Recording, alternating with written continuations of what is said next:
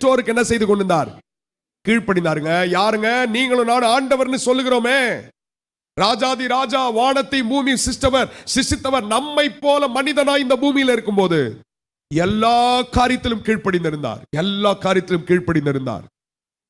அதுல ஒரு பெரிய ஆசீர்வாதம் இருக்குங்க. அதுல ஒரு பெரிய ஆசீர்வாதம் இருக்கு. இன்னைக்கு பெற்றோரை உதாசீனப்படுத்துகிறவர்கள், பெற்றோரை கெட்ட வார்த்தை பேசுகிறவர்கள், நான் சொல்ற ஒருவேளை நல்லா வருது போல இருக்கலாம், ஆனால் அதுக்கு பின்பதாக அதுக்கு ஒரு பிரதிபலன் இருக்கிறது. அது நம்ம ஒருத்தருக்கும் வரக்கூடாது. ஆனால் ரட்சிக்கப்பட்டோம், ஆண்டவருக்குள்ள வருகிறோம், ரட்சிக்கப்பட்டோம், இயேசு நம்முடைய இரத்தத்தால் நம்மை கழுவி விட்டார். எப்படி எல்லாவரை கனப்படுத்தலானா? தேவன் நமக்கு சொன்ன வார்த்தைக்கு கேட்டு உங்கள் பெற்றோரை நீங்கள் கனப்படுத்துங்கள்.